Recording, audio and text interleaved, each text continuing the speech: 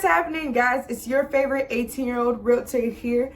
If you're new here, my name is Blessing Akintoye, and this channel is full of amazing things, all things real estate, insight into my life and whatnot. So subscribe and follow my social media if you haven't yet. And if you are back here as a loyal subscriber, as I know you to be, thank you so much for coming back. Love you. Mwah. And today is going to be a really good video.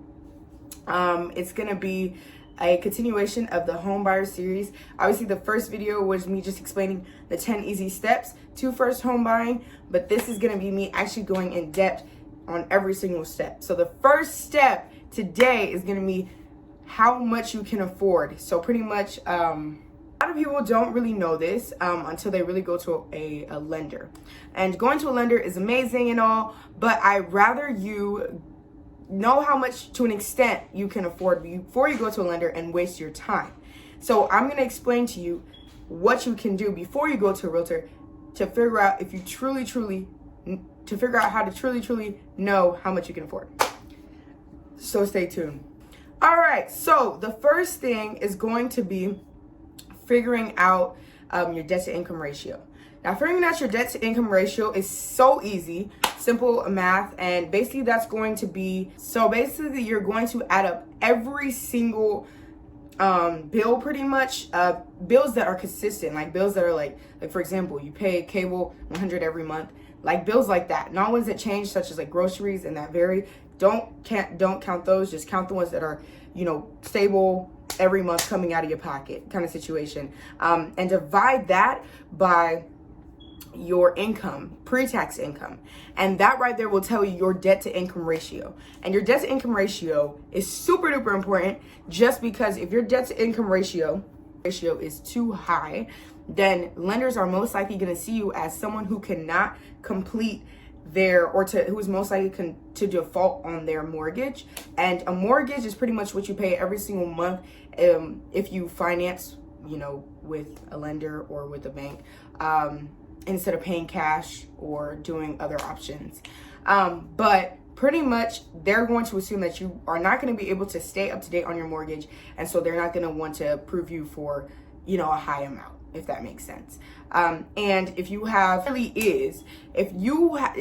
key really is to have a debt to income ratio that is lower than 50%. If your debt to income ratio is lower than 50%, you are in an amazing spot, and lenders will love you, and you will most likely get pre-approved for a higher end house. Now, on the other side, if your debt to income ratio is over 50%, you might want to take a step back for now and work on getting either more of an income or cutting out some things and that you're paying for monthly, and based off of that, come back whenever it's less than 50%, because you may still have a chance. It just probably won't be as competitive, and you probably won't get approved. Well, it's more of a likely chance you'll get approved if you have higher than 50%.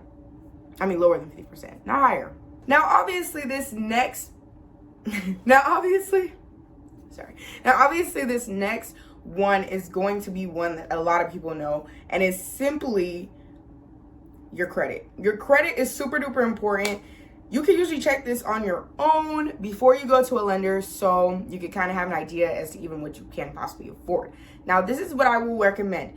You want to have a credit of over 620 it's really, having a credit over 620 gives you the benefit of having a less down payment.